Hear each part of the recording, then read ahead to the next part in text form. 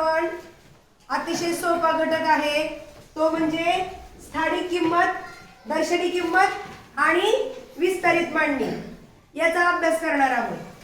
त्यापूर्वी स्थानिक किंमत म्हणजे काय, दर्शनी किंमत म्हणजे काय, विस्तारित रूपामध्ये मांडणी कशी असते ह्या गोष्टी आपल्याला माहित असणं गरजेचं आहे। एक 5 अंकी संख्या आपण घेऊया। 45,709 ही जी संख्या आहे या संख्येमध्ये आता आपण स्थानिक किंमत आणि दर्शनी किंमत या दोन गोष्टींचा विचार करूया। मी या 7 ला अधोरेखित करते म्हणजे 7च्या खाली रेष ओढलेली आहे।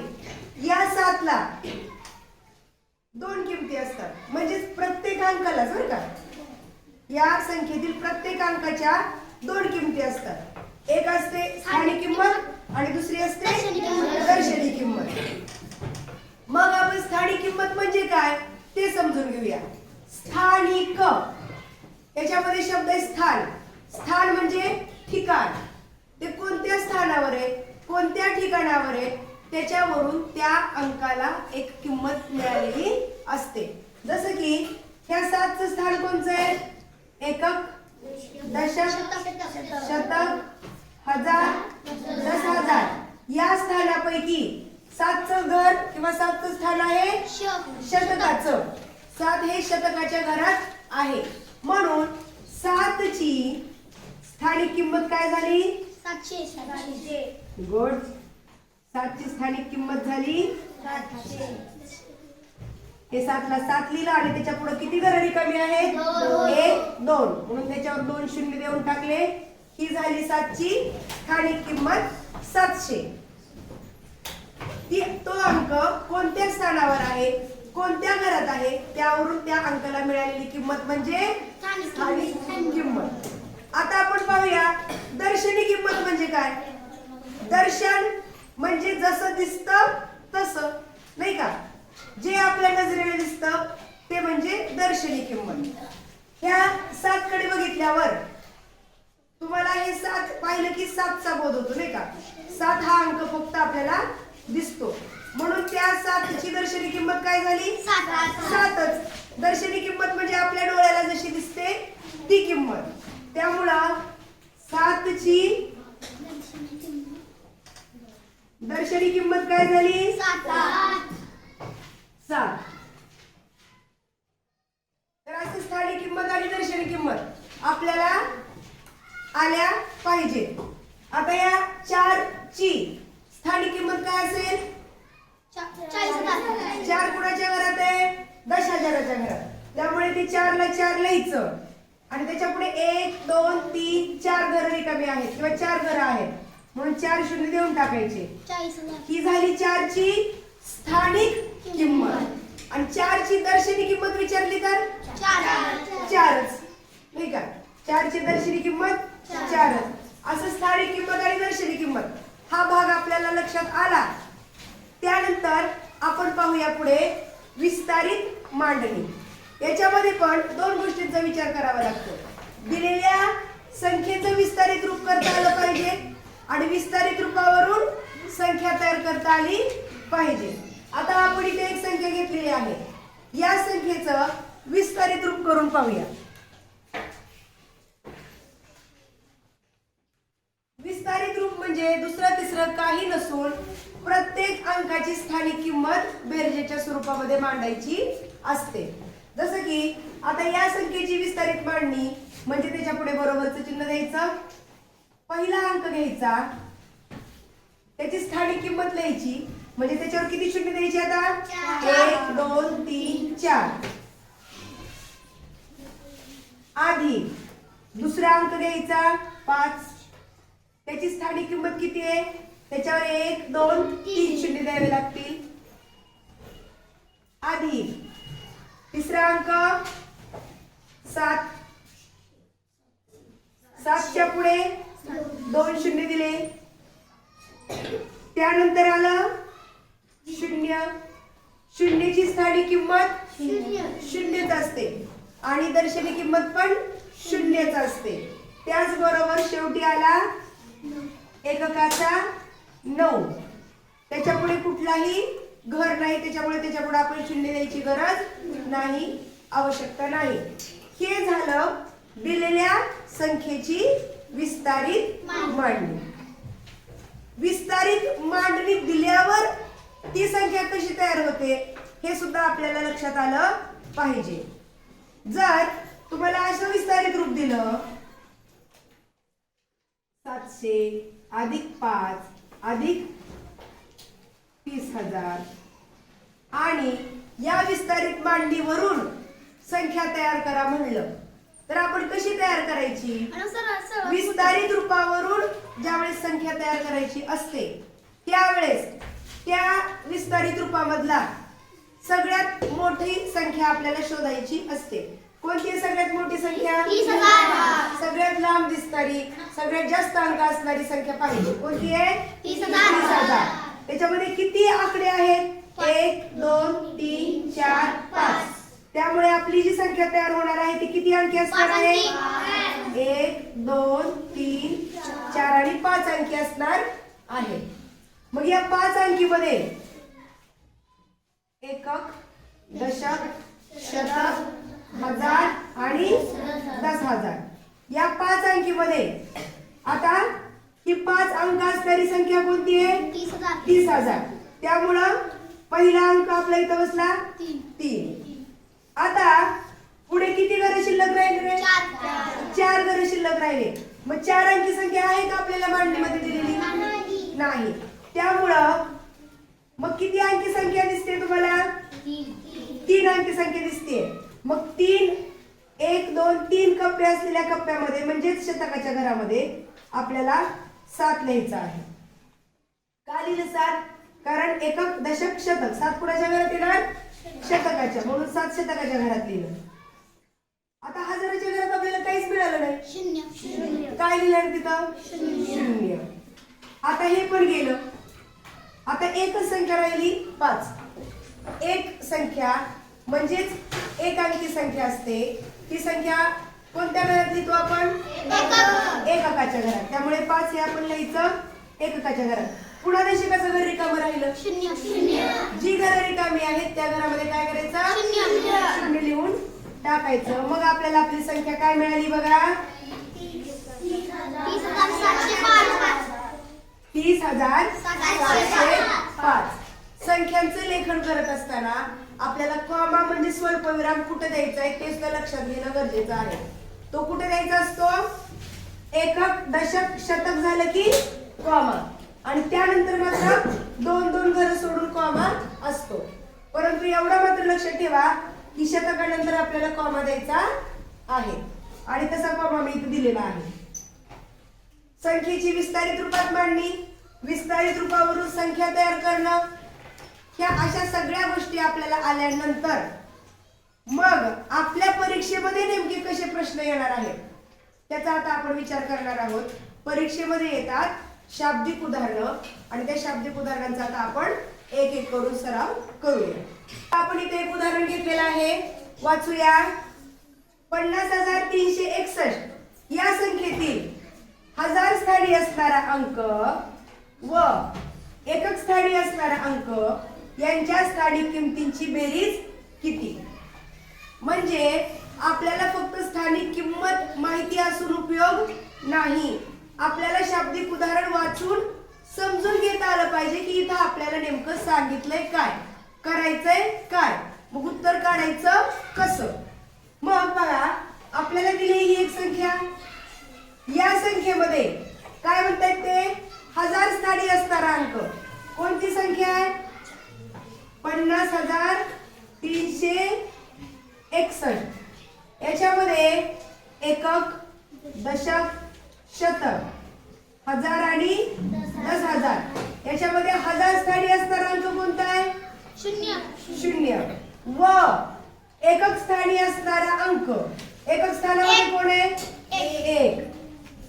यांच्या स्थानिक किमतींची बेरीज किती?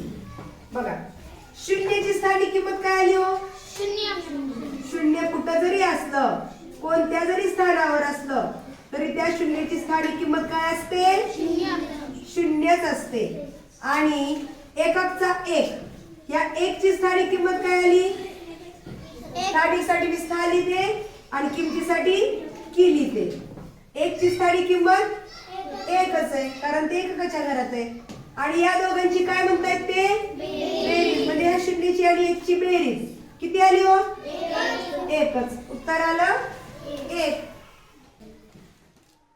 आपलं पुढचं उदाहरण आहे, पुढीलपैकी कोणत्या संख्येत 4 या अंकाची स्थानिक किंमत सर्वात कमी आहे? तुम्हाला 4 पर्याय दिलेत आणि कोणत्या पर्यायामध्ये 4 ची स्थानिक किंमत सगळ्यात कमी आहे ते आपल्याला शोधायचंय. या पहिल्या पर्यायामध्ये 4 कुठे दिसते आपल्याला? इथं. एकक, दशक, शतक, हजार, दशाच्या स्थानावर. इथल्या 4 ची स्थानिक किंमत काय आली? 4 वर 1, 2, 3 आणि 4 शून्य 40,000. इथल्या 4 ची स्थानिक किंमत काय आहे? 4 वर 1, 2, 3 शून्य 4,000. इथे 2 4 आहेत नाही का? मग या पहिल्या 4 ची स्थानिक किंमत 4 वर 1, 2, 3, 4 शून्य आणि दुसऱ्या 4 ची स्थानिक किंमत 4 वर 2 शून्य 400. आता चौथ्या पर्यायामध्ये कुठे 4 आहे? एकक स्थानी. त्यामुळे या 4 ची स्थानिक किंमत काय आली? 4च. मग बघा सगळ्यात कमी 4 ची किंमत असलेला पर्याय कोणता दिसतोय आपल्याला? पर्याय क्रमांक 4. हे निरीक्षणाने सुद्धा नुसतं पाहून सुद्धा आपल्याला लक्षात आलं पाहिजे. जितका तुमचा जास्त सराव होईल तितकं तुम्हाला निरीक्षणाने उत्तर ठरवता येणं सोपं होईल आणि त्यामुळे तुमचा परीक्षेमधला वेळ वाचणार आहे. बघा आपलं पुढचं गणित आहे. एक संख्या दिलेली आहे आणि या संख्येतील स्टारच्या जागी असणाऱ्या अंकाची दर्शनी किंमत समान आहे. त्यांच्या स्थानिक किमतीतील फरक 45 असल्यास तो अंक कोणता असेल असा प्रश्न आपल्याला दिलेला आहे. एक संख्या दिली आहे त्याचे दशक आणि एकक स्थानावरचे अंक गाळलेले आहेत. ते दिले नाहीत परंतु तिथे सारखाच अंक आहे असं सांगितलंय. म्हणजे इथे जर पहिल्या पर्यायामध्ये 3 असेल तर इथे पण 3 नाही का? म्हणजे दशक आणि एकक स्थानी मिळून पहिल्या पर्यायामध्ये काय तयार होईल? 33. दुसऱ्या पर्यायात काय तयार होईल उत्तर? 44. तिसऱ्या पर्यायात काय तयार होईल? 55. आणि चौथ्या पर्यायामध्ये म्हणजे त्याची दर्शनी किंमत सारखी आहे. त्यांच्या स्थानिक किमतीतला फरक 45 सांगितलाय त्यांनी. आपण करून पाहूया कुणाचा फरक 45 येईल. आता पहा त्या 3 ची स्थानिक किंमत 30 आणि दुसऱ्या एककच्या 3 ची स्थानिक किंमत 3. दोघांची वजाबाकी केली किती येईल? 27. 30 मधून 3 गेले 27 राहिले. आपल्याला फरक किती पाहिजे? मग हे आहे का आपलं उत्तर? पहिला पर्याय हे आपलं उत्तर नाही. आता 44 मध्ये 4 ची स्थानिक किंमत 40 आणि या 4 ची 40 मधून 4 वजा झाले किती राहिले? 36. आणि आपण अगदी निरीक्षणाने सुद्धा सांगू शकतो की 30 मधून 3 गेल्यावर 45 वजाबाकी राहील का? नाही. 30 3 या दोन्ही संख्या 45 पेक्षा लहान आहे. 40 मधून 4 कमी झाल्यावर 45 राहील का? नाही. इथं आता आपण पाहूया 50. या 5 ची स्थानिक किंमत 50 आणि दुसऱ्या 5 ची स्थानिक किंमत 5.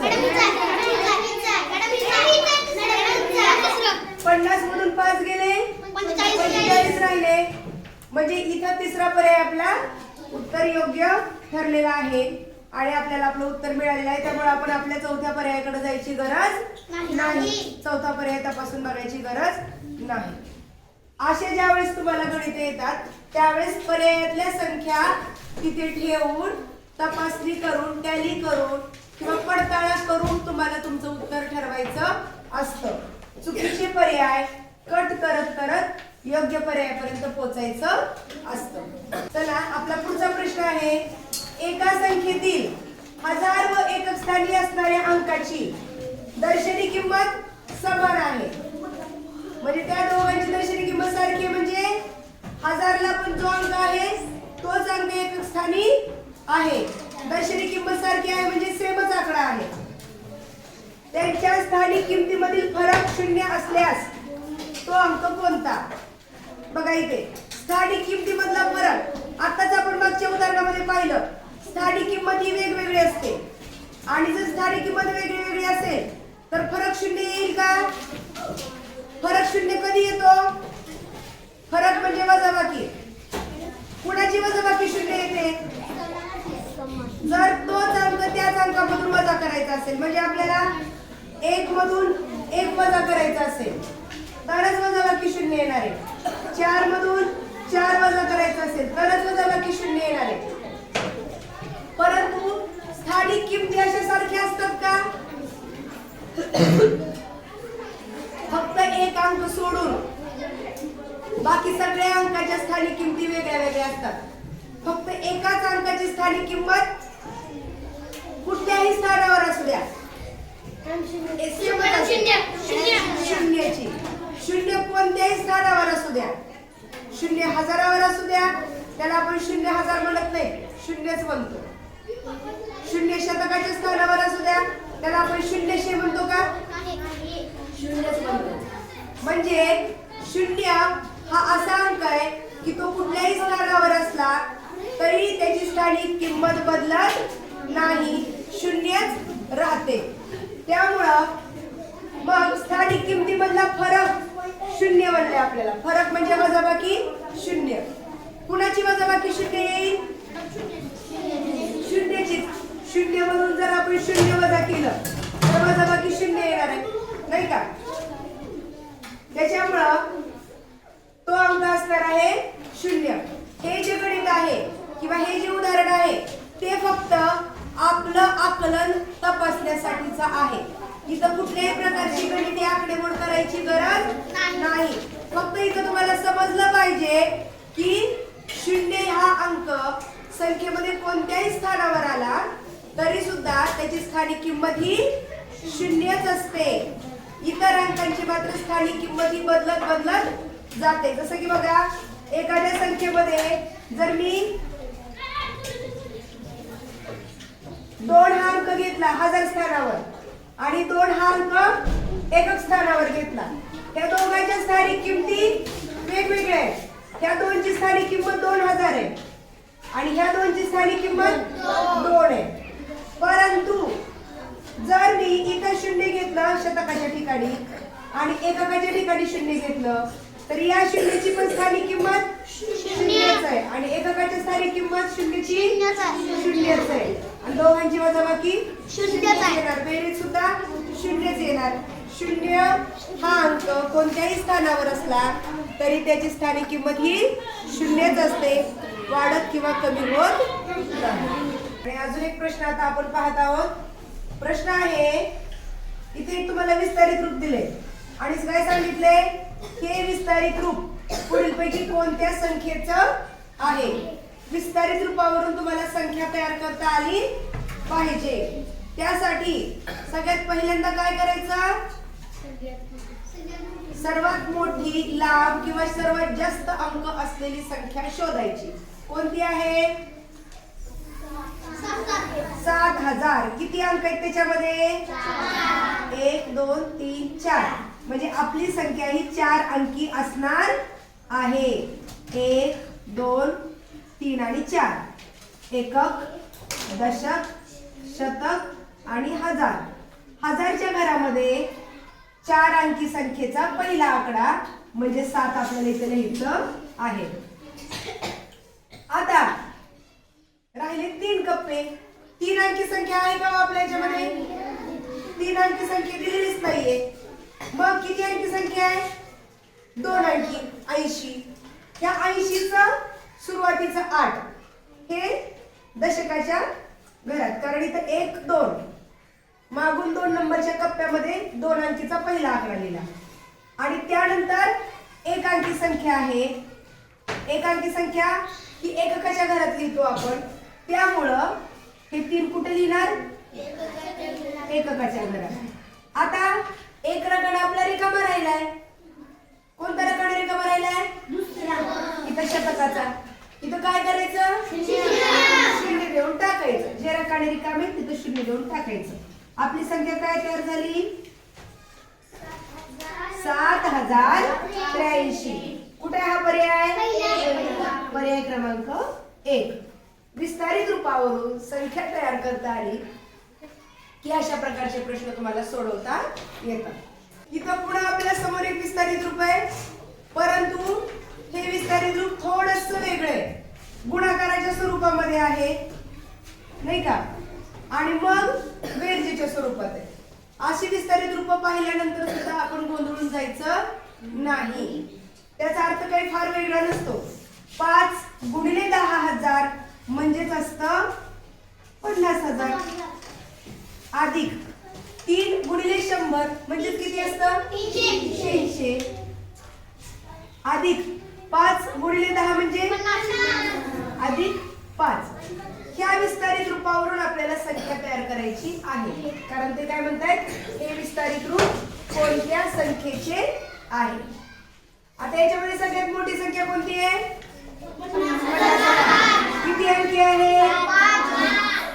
मग आपण 5 कप्पे करून घेऊया. 1 2 3 4 आणि 5. 5व्या कप्प्यामध्ये पहिला अंक हा 5 लिहूया आपण. आता 4 अंकी संख्या दिसते का? नाही, म्हणून 4थ्या कप्प्यामध्ये 0 लिहूया. आता 3 अंकी संख्या दिसते इथे पहा. 1 2 3. तिचा पहिला आकडा 3. नंतर 2 अंकी संख्या शोधा. इथे पहिला अंक 5 आणि 1 अंकी संख्या 5. आपलं काय उत्तर आलं? 50,355. आपलं पुढचं गणित आहे. एका संख्येत 16,000 16 दशक व 16 एकक आहेत, तर ती संख्या कोणती? म्हणजेच काय? त्या संख्येमध्ये आहेत 16,000 अधिक 16 दशक अधिक 16 एकक. आता आपण ह ड ए या शब्दांचे अर्थ पूर्वीच पाहिलेले आहेत. 16 ह म्हणजे किती शून्य द्यायचे? 3 शून्य. 1 2 3 शून्य. 16 द म्हणजे किती शून्य? एकच शून्य. अधिक 16 एकक म्हणजे एकही शून्य नाही, नुसतं 16. आणि याची बेरीज करायची. चला, एकक एकक एककावर आलं 6. दशकाचा 1 6 आणि 0 1 आणि 6 7 आणि शतकाचा 1 आणि 0 1 हजाराचा 6 आणि 10,000चा 1. आपलं उत्तर आलं 16,176. पहा, गणिताचा तुम्ही जितका जास्त सराव कराल तितकं तुम्हाला परीक्षेमध्ये यश जास्त मिळणार आहे. त्यामुळं या अशा प्रकारची उदाहरणं तुम्हाला जास्तीत जास्त स्वतः मनानं तयार करून सुद्धा सोडवायची आहेत, जेणेकरून तुमचा सराव जास्तीत जास्त होणार आहे. 22 मध्ये आहे 22